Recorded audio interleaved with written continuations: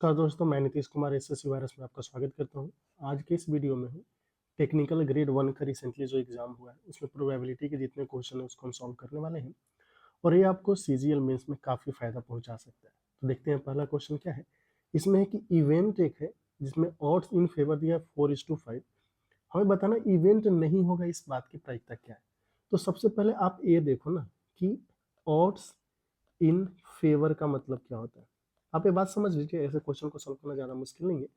Odds in favour का मतलब होता है कि फेवर में कितने हैं, favour favourable number of ways, और नीचे होता है unfavourable unfavourable number of ways. ये होता है आपका ऑड्स इन फेवर। तो इसका वैल्यू क्या दिया है 4:5। अभी 4:5 का मतलब होगा कि फेवर में कितने हैं एंड अनफेवरेबल कितने हैं, इसका रेशियो। तो एक बात बताइए, अगर आपको चाहिए कि प्रोबेबिलिटी की वो इवेंट हो, तो हो का मतलब क्या होता है, फेवर में कितने हैं तो ऊपर लिख लेंगे, टोटल कितने हैं तो 4 + 5, और ये आंसर आ जाता 4/9। लेकिन क्वेश्चन में हमें क्या चाहिए कि फेवर में नहीं है, इवेंट नहीं होना है, तो पी ई डैश चाहिए। तो नहीं होना है तो अनफेवरेबल को ऊपर लिखेंगे और टोटल नीचे लिखेंगे, तो 5/9 आएगा। तो इस क्वेश्चन का आंसर आएगा ऑप्शन नंबर सी। यहाँ पे आपको दो बातें ध्यान में रखनी है कि ऑड्स इन फेवर क्या होता है और एक ऑड्स अगेंस्ट क्या होता है। ऑड्स अगेंस्ट, अगर हम आपसे पूछे ऑड्स अगेंस्ट कितना होता है, तो ये ऑड्स इन फेवर का उल्टा हो जाएगा। मतलब यहाँ पे अनफेवरेबल आएगा, unfavourable number of ways, and नीचे आ जाएगा फेवरेबल नंबर ऑफ वेज। हमेशा ध्यान रखना है कि यह प्रोबेबिलिटी नहीं है। प्रोबेबिलिटी में नीचे हम टोटल लिखते हैं, तो ऐसा चांसेस है कि odds against and odds in favour का वैल्यू 1 से ज़्यादा हो जाए। समझ गए। दूसरे क्वेश्चन पे चलिए।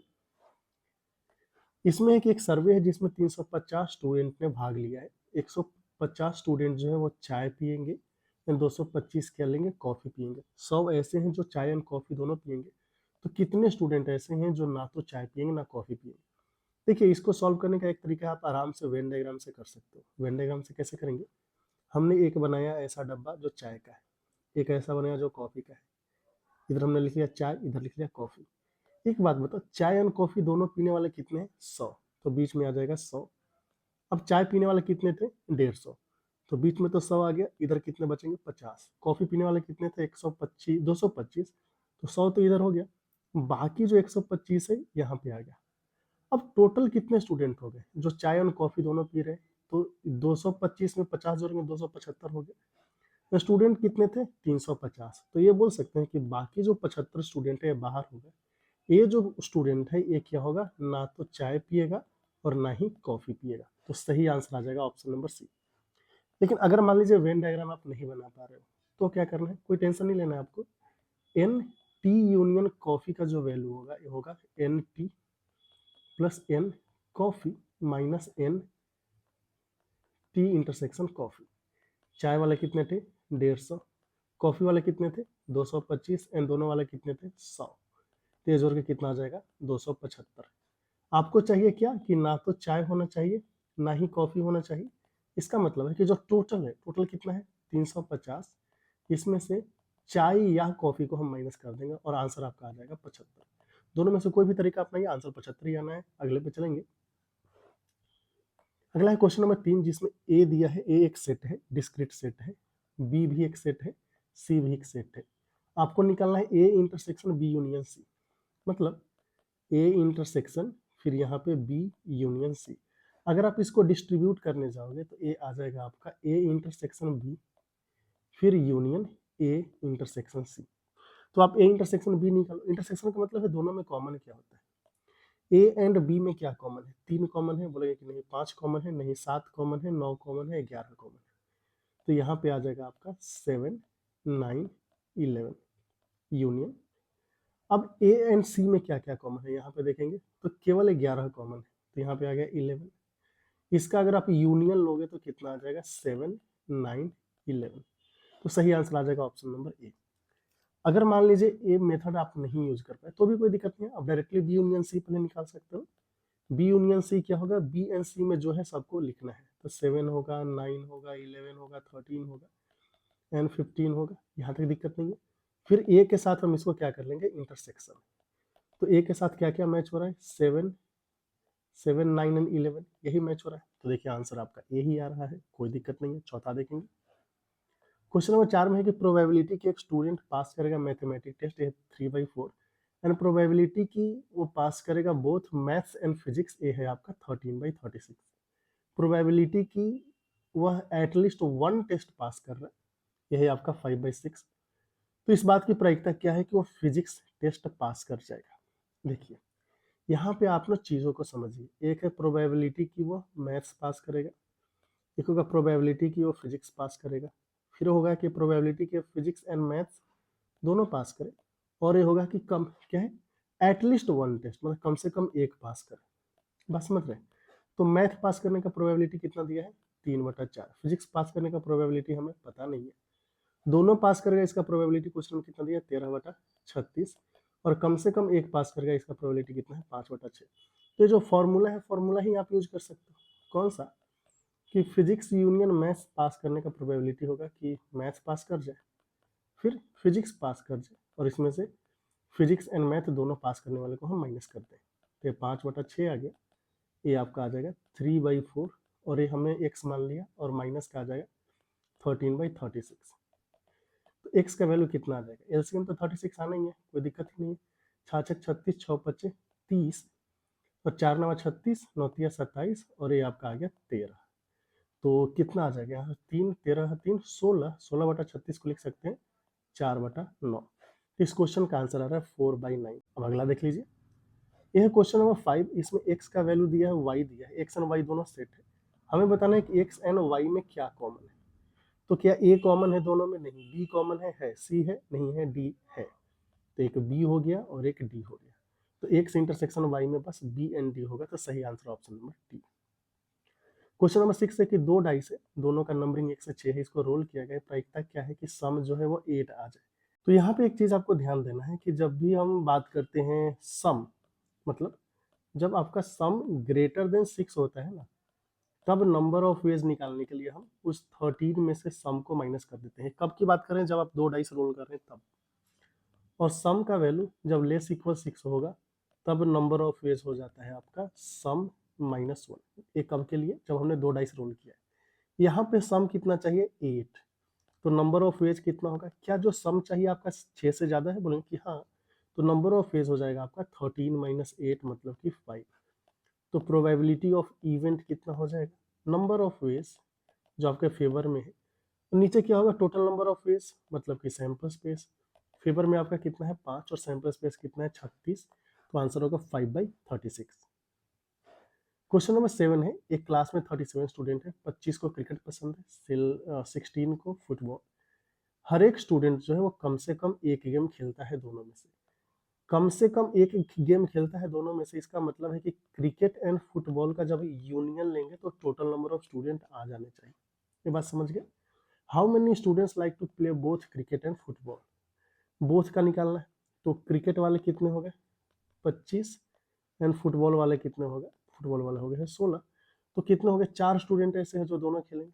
अब बोलोगे कि कैसे आपको पता चला, तो देखिए क्रिकेट, यहाँ पे देख लेते हैं कि इन क्रिकेट यूनियन फुटबॉल जब हम लिखेंगे तो क्या आएगा, क्रिकेट एंड फुटबॉल को आप जोड़ोगे, यानी इसमें से क्रिकेट एंड फुटबॉल के इंटरसेक्शन को माइनस कर लो। क्रिकेट कितना है आपका 25, एंड फुटबॉल कितना है 16, में से क्रिकेट एंड फुटबॉल के इंटरसेक्शन को माइनस करना, और यहाँ पे कितना था 37। तो 25 और 16 41 में से 37 का कितना आ गया 4, इसलिए हम बोल रहे थे सी इंटरसेक्शन एफ कितना आ जाएगा 4।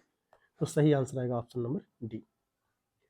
क्वेश्चन नंबर 8 है, सर्वे में 260 स्टूडेंट एक स्कूल का भाग लेते हैं। 100 को एप्पल जूस पसंद है, 150 को ऑरेंज जूस, 75 ऐसे हैं जिन्हें both Apple and orange juice पसंद है। तो हमें बताना है कितने स्टूडेंट जो है वह ना तो एप्पल जूस ले रहे हैं ना ऑरेंज जूस ले रहे हैं।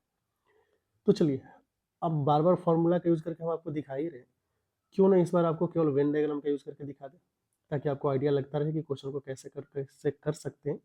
एक है आपका एप्पल जूस, एक है आपका क्या, orange juice. Orange and Apple दोनों लेने वाले कितने थे, 75 ऐसे हैं जो एप्पल एंड ऑरेंज दोनों ले रहे हैं। तो यहाँ पे हो गया 75। एप्पल वाले कितने थे, 100। तो 100 में 75 तो इधर आ गया, बचेगा कितना 25।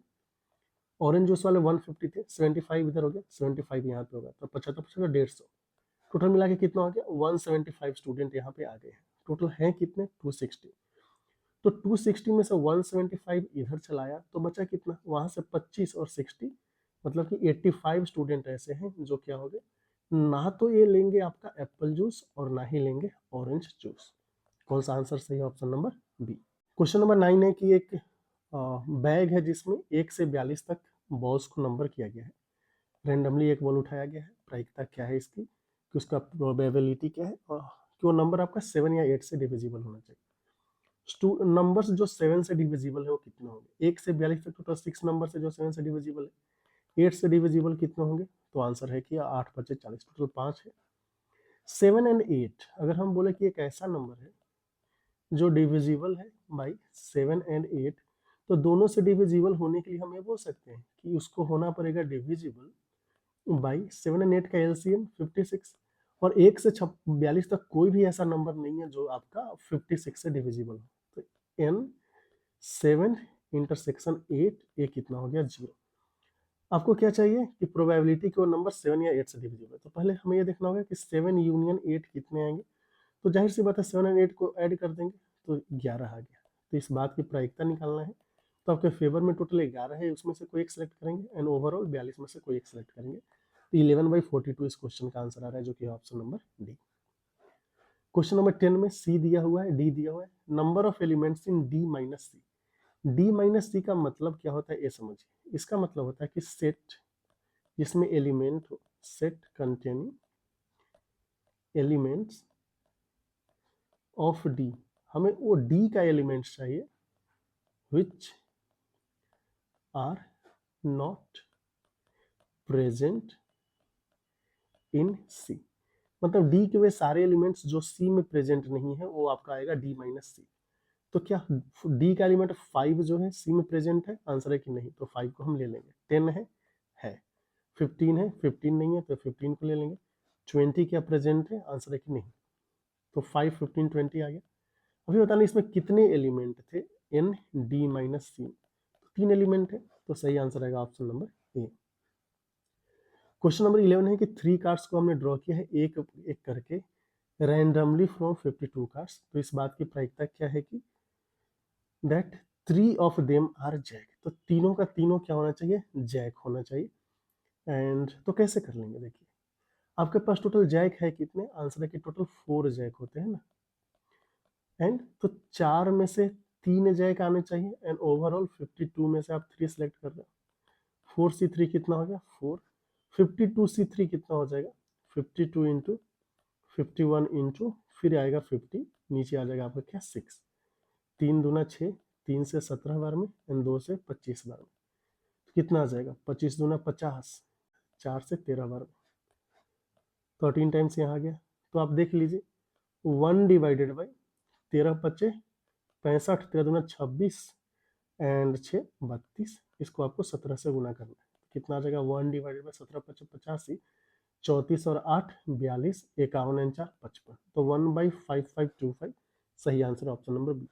अच्छा आपसे में बहुत लोगों को समस्या हो रही है कि ये 1/1 ड्रॉ किया रैंडमली या फिर तीनों एक साथ ड्रॉ किया, तो देखिए प्रोबेबिलिटी में इस बात का तो फर्क पड़ेगा नहीं जब तक कि आपका रिप्लेसमेंट के साथ ना आ रहा है। अगर एक कार्ड निकाला और फिर जो निकाला उसको फिर से रिप्लेस कर दिया, मतलब ओरिजिनली 52 था अभी भी 52 ही है, फिर दूसरी बार निकाला कार्ड चेक किया फिर से कार्ड को वापस रख दिया, जब आप ऐसा करते हो तब प्रोबेबिलिटी में चेंजेस आता है। एक एक करके निकालो या फिर तीनों एक साथ निकालो, प्रोबेबिलिटी में फर्क नहीं होगा, बस रिप्लेसमेंट के कारण फर्क आ जाता है। बात समझ गए, अगला देखिए क्वेश्चन नंबर 12 है कि ऑड अगेंस्ट एक इवेंट है 7:4 and odds in the favour of event है आपका अनदर इवेंट है 8:5, दोनों इवेंट इंडिपेंडेंट है, तो इसकी प्रायिकता क्या है कि कम से कम एक हो जाए। अब देखिए एक इवेंट जो ए है ले लेते हैं, तो ऑड्स अगेंस्ट बोला है ना, ऑड्स अगेंस्ट ए ये दिया है क्वेश्चन में 7/4। देखिए अभी आपको समस्या नहीं होना चाहिए कि यार 7/4 दे दिया, ये 1 से ज्यादा है, ये प्रोबेबिलिटी नहीं है, तो ऑड्स अगेंस्ट है। ऑड्स अगेंस्ट का मतलब हुआ कि इसके अनफेवरेबल बाई फेवरेबल बोला है, समझ गए। तो अगर हम आपसे पूछे प्रोबेबिलिटी ऑफ ए कितना है, क्योंकि हमें पता है कि ऑड्स अगेंस्ट में अनफेवरेबल ऊपर होता है एंड नीचे कितना होता है फेवरेबल। तो अगर हम प्रोबेबिलिटी ऑफ ए पूछेंगे तो ये आ जाएगा 4 एंड टोटल होगा 7 4 11। अगर हमसे पूछे प्रोबेबिलिटी ए प्राइम क्या होगा तो आंसर हो जाएगा 7/11। बस लिख के आपको बता रहे हैं। दूसरा क्या है कि एक और इवेंट है बी। बी का क्या दिया है, odds in favour of B. Odds in favour of B एक क्वेश्चन में दे दिया है 8/5। ठीक है, अभी ऑड्स इन फेवर का मतलब क्या होता है, ऊपर फेवर है नीचे अनफेवर है या फिर अगेंस्ट है। यहाँ से प्रोबेबिलिटी ऑफ बी कितना हो जाएगा 8 एंड ओवरऑल कितना होगा 8 + 13। अगर हम आपसे पूछते प्रोबेबिलिटी ऑफ बी प्राइम क्या है या बी के अगेंस्ट क्या है तो आंसर आ जाता 5/13। ये जस्ट हमने लिख के बताया। क्वेश्चन में क्या बोला है कि at least one of them happen, मतलब ए यूनियन बी चाहिए। ए यूनियन बी के लिए क्या होगा, ए का प्रोबेबिलिटी चाहिए एंड बी का प्रोबेबिलिटी चाहिए, इसमें से ए इंटरसेक्शन बी के प्रोबेबिलिटी को माइनस करना पड़ेगा। लेकिन क्वेश्चन में कहीं ए इंटरसेक्शन बी का तो जिक्र ही नहीं किया। ये वैल्यू हो जाएगा P A into P B. बोलोगे कैसे हो गया भैया, क्वेश्चन में दिया है ना कि ये इवेंट्स क्या है इंडिपेंडेंट। इंडिपेंडेंट जब भी इवेंट्स इंडिपेंडेंट हो तो इंटरसेक्शन का प्रोबेबिलिटी उसके इंडिविजुअल प्रोबेबिलिटी का प्रोडक्ट हो जाता है। समझ गए, तो कितना हो जाएगा, पी ए आपका है 4/11 एंड पी बी है 8/13। यहाँ तक ठीक है। अभी ए इंटरसेक्शन बी में दोनों के प्रोबेबिलिटी का प्रोडक्ट होना है तो 8 चौका 32 32/143 आ जाएगा। इसको सिंप्लीफाई करेंगे तो यहाँ पे तो 143 है और 13 चौका 52, 11 अट्ठे 88 में से 32 को माइनस करना पड़ेगा तो कितना आ जाएगा 8 2 10 में से 2 गया 8, मतलब 140। यहाँ से 108/143 आ रहा है जो कि सही आंसर हो जाएगा ऑप्शन नंबर डी। आगे चलेंगे अब क्वेश्चन नंबर 13 है क्वाइन को 8 टाइम्स फेंका गया है, इस बात की प्रायिकता क्या है कि एग्जैक्टली 5 टेल्स है। देखिए एग्जैक्टली 5 का मतलब है कौन सा 5, सबसे पहले आपका क्वेश्चन आना चाहिए। तो 8 में से कोई भी 5 आपने सेलेक्ट कर लिया, इस 5 में टेल आना है, टेल आएगा 5 टाइम्स, बाकी जो 3 टाइम्स आई हेड आ जाएगा और 3 टाइम्स में ए हेड आ जाएगा and probability of tail equal to probability of head, ये क्या होता है 1/2। समझ गए, तो यहाँ से आ गया 8c5 डिवाइडेड बाई और 2 का पावर 8। अभी 8c5 कितना होगा 8 × 60 × 6 डिवाइडेड बाई 3 फैक्टोरियल, तो गया गया। यहाँ से वैल्यू आ रहा है 8 × 7 डिवाइडेड बाई 2 का पावर 8 को क्या लिख सकते हैं 2 to the power 3 × 2 to the power 5 गया। तो यहाँ से वैल्यू आएगा 7/32। 7/32 तो चलिए, तो ये वैल्यू कितना है 0.32 × 2 64, तो बचा 60, तो अप्रोक्सीमेटली 22 आ जाएगा 0.22। ऐसे तो 0.219 ऐसा करके आना चाहिए था। तो उम्मीद करते हैं ये चीज़ आपको समझ में आया होगा। सही आंसर इसको होगा option number A. Question number 14 है कि एक इवेंट है जिसका ऑड्स इन फेवर 4:5 है, प्रोबेबिलिटी कि वो ना हो। देखिए ऑड्स इन फेवर, फिर से वही बात, ऑड्स इन फेवर ये होता है आपका फेवरेबल नंबर ऑफ वेज और नीचे होता है आपका unfavourable number of ways, unfavourable number of ways. तो फेवर में कितना है 4 और फेवर अगेंस्ट में कितना है 5। हमें चाहिए कि इवेंट ना हो, तो ना हो का मतलब हो गया कि जो अगेंस्ट में है उसको ऊपर लिखना है एंड टोटल को नीचे लिखना है। 5 + 4 9, आंसर आएगा 5/9। क्वेश्चन नंबर 15 है कि ए एंड बी दो इंडिपेंडेंट इवेंट है, पी ए का वैल्यू इतना है, तो पी ए और बी निकालना है। और बी निकालना है तो सबसे पहले आपको पी ए, और का मतलब होता है यूनियन, इसका मतलब होगा कि एक पी ए होगा एक और होगा पी बी और इसमें से आपको पी ए इंटरसेक्शन बी को माइनस करना। पी ए इंटरसेक्शन बी जो है वो P A into P B हो जाएगा, इंडिविजुअल प्रोबेबिलिटी का प्रोडक्ट। तो 0.4 + 0.6 माइनस 0.24, एक में से 0.24 गया, कितना बचेगा 0.76। तो इस क्वेश्चन का सही आंसर है ऑप्शन नंबर डी। तो इतना ही क्वेश्चन था। उम्मीद करते हैं वीडियो आपको पसंद आया होगा। अगर फायदा पहुंच रहा है तो वीडियो को लाइक, चैनल को सब्सक्राइब करना ना भूलें। फिर मिलता है अगले वीडियो में कुछ और सोचने के साथ, तब तक के लिए चैनल के साथ बने रहे। आपका बहुत बहुत धन्यवाद।